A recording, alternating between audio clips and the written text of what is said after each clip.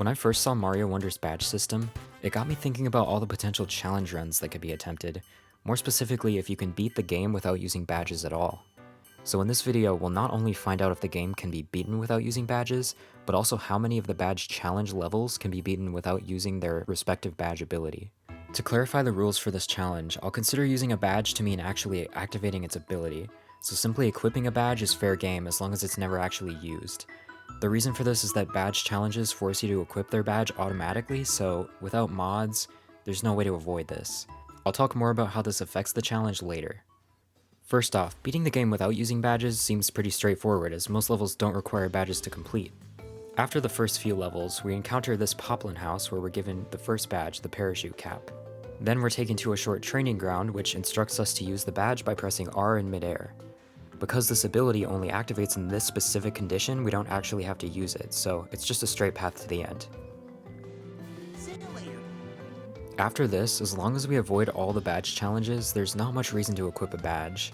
There is one level, however, in World 3, where you have to complete a badge challenge to progress in the game. This is the Crouching High Jump 1 badge challenge.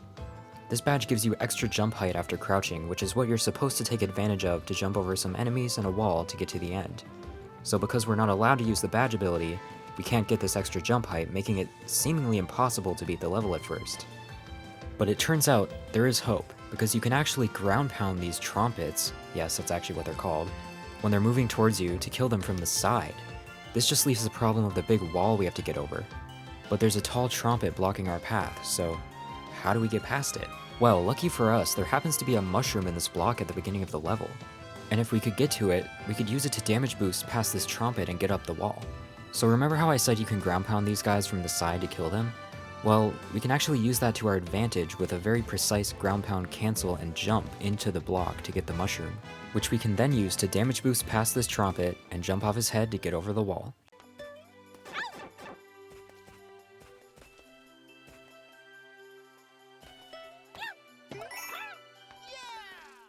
After that is just one more enemy to deal with, and then the flag. With that, I can officially say that Mario Wonder can be beaten without using badges. So that leaves the question, how many other badge challenges in this game can be beaten without using their ability? Well, that's exactly what we're going to find out. First is what I'm calling passive badge abilities. These are abilities that are constantly active and not tied to input from the player, like the Invisibility badge. These will not be possible for obvious reasons, so I'll mainly focus on the other type of badge, action badge abilities. These are abilities that activate only under a specific condition like pressing a button. These are the ones we'll try to avoid using. I'll also be keeping track of how many of the purple flower 10 coins we can collect as a bonus. So with that out of the way, the first badge challenge in the game is Parachute Cap 1. And this one is incredibly easy. It's like they didn't even want you to use the ability. And even without the parachute cap, getting all 10 coins is a breeze. The last coin is just barely obtainable with a well-timed jump. So that one wasn't so bad, but the next one, well, there's a bit of a problem. Wall Climb Jump 1. With this badge, every time you do a wall jump, the badge instead launches you upward, which means for the purposes of this challenge we, well, can't wall jump, which is a problem because there's a wall right at the beginning that's just slightly too high for a regular jump, making it impossible for us to clear. But wait, we're not done here, cause you can play as Yoshi in this game, and Yoshi can do something that other characters can't. The flutter jump. Okay, so here's what we're gonna do. We'll first try each level without Yoshi to see how far we can get, and if that doesn't work out, we'll bring out Yoshi to see what he can do. If anything can only be done with Yoshi, I'll mark it accordingly, but we're still gonna try to beat them without him if we can. Yoshi's flutter jump immediately gets us past the initial roadblock that is the massive wall. Turns out, getting past the wall is actually the hardest part of the level. Switching to Yoshi makes the whole level incredibly easy, and just like Parachute Cap 1, you can get all 3 flower coins. But wait, didn't I just wall jump? Well, yes and no.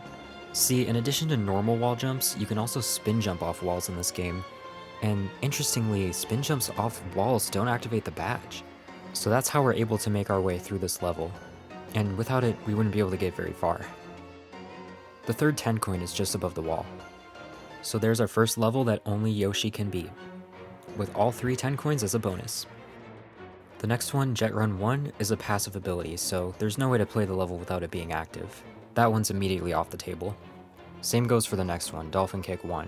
It's also impossible since there's no way to break these blocks at the beginning without using the Dolphin Kick badge. There is a mushroom in the block here, but it's no use since mushrooms don't let you slam your head into blocks from the side, even underwater. Get on that, Miyamoto. The next one is Wall Climb Jump II. This one's a bit tricky. You're supposed to use the wall climb to jump up all these floating blocks without falling. And of course we can't use a regular wall jump because it would use the badge. The difference here is there's not a wall blocking us at the beginning, so we can try using the spin wall jump workaround again. It's worth grabbing the mushroom at the beginning so we can reach a little bit higher.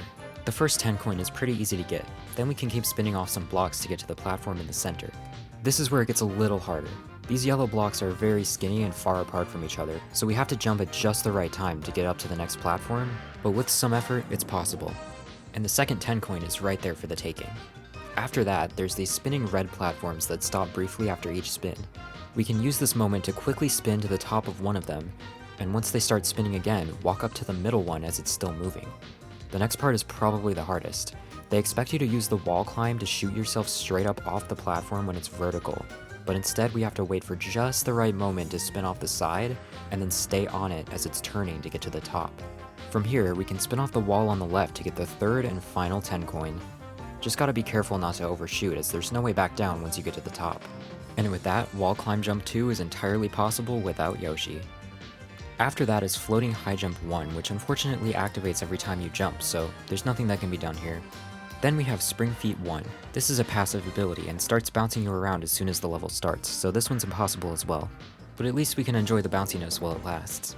Next is Dolphin Kick II, which, exactly like its prequel, Dolphin Kick I, is impossible due to the blocks at the beginning. The next one is a bit familiar, Crouching High Jump 1, the only badge challenge required to beat the game. We already proved that this one is possible, but we weren't able to get any of the flower coins. So let's see if Yoshi can help out here. This level is already pretty simple if you do it the intended way, but Yoshi makes it even easier to get past all the trumpets, and as expected, he can get all 3 10 coins. The second one requires a bit of a blind jump from the higher ground to the left, but with good timing, we can reach it. Then for the third one, we can jump off this poor guy's head to get enough height to get to the coin and fall right on top of the flagpole. So Yoshi helps to get all the 10 coins here where the regular player couldn't. On to Parachute Cap 2. I have a bit of a grudge against this level because, while it's definitely not possible without Yoshi, I tried for about 2 hours to make the first jump with Yoshi, and it's so close, yet I was just never able to do it. So I'm still not 100% convinced this jump is impossible, but it seems pretty likely to be. If you're able to make it without using the parachute cap, please let me know in the comments. In case you're wondering, if this jump was possible, we would be able to do the rest of the level with Yoshi, along with getting all the 10 coins. But unfortunately, I'm going to have to consider Parachute Cap 2 impossible without using the parachute cap. You tried your best, Yoshi. Moving on from that disappointment, we have Crouching High Jump 2. And would you believe it, there's a wall blocking us right at the beginning. This seems to be a recurring theme already. But a wall didn't stop Yoshi last time and it won't stop him again. He's making a bit of a comeback after the last level and he can beat this one easily with all 3 10 coins. After that is Invisibility I, and as mentioned in my example earlier in the video, this one is a passive ability, so there's nothing we can do about it. It's impossible.